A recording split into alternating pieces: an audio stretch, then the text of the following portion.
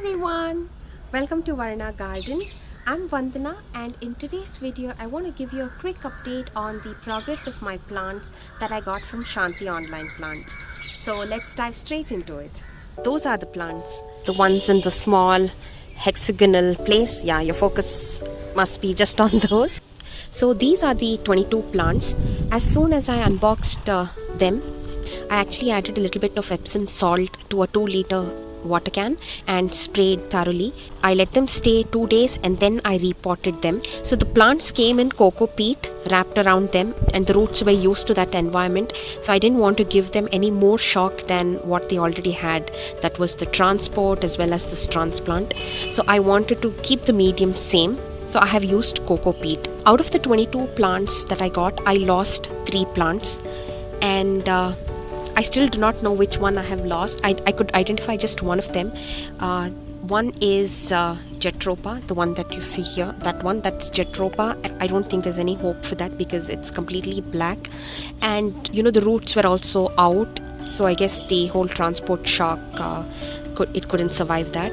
And then there are 2 more, one over here, that one, and even this one. Unfortunately, just because of the fact that they don't have the names on it, it's a huge challenge. I do not know those. I ordered a host of jasmine plants, all the ixoras, Kankambra, Cassandra plant, a rose plant, and a few hibiscus. I'm able to identify a few by their leaves. One plant I could gladly identify was the rose plant because of its unique leaf, and you can see that it has a bud. It's doing very well, it's healthy. That's one.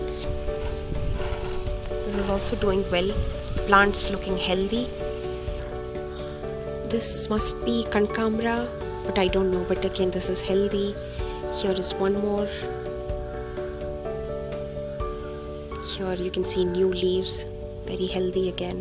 And then here too, new leaf. There's another new leaf. And then this one's definitely healthy.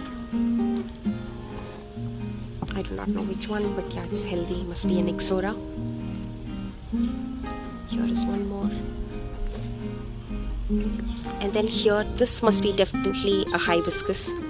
I do not know which color, but yeah, it is also doing well. It has new growth. So you can see new leaves are here.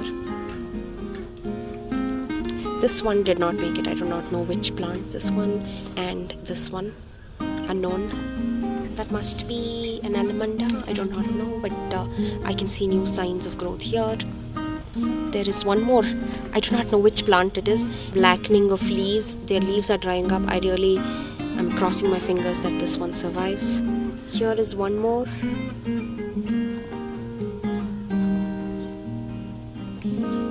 No new growth on that one, but oh yeah, there is new growth here. Small one. Here is one more.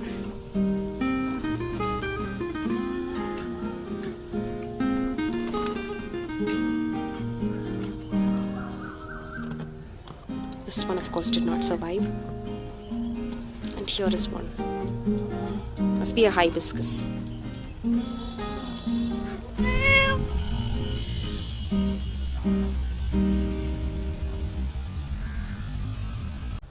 So there you have it. Those are how my plants are doing for 615 odd rupees. 3 plants not making it, and the rest of the 19 plants doing well. I think that's I'll count that as my blessing.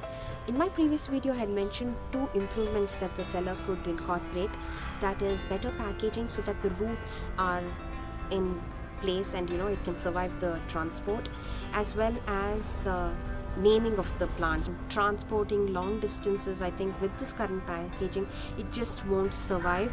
So really urge the seller to do better packaging, something to hold the root ball in place, at least a rubber band or a cloth, just tie it together so that it is in place. That's very important. Otherwise I think people will be disappointed, and that can be a deal breaker.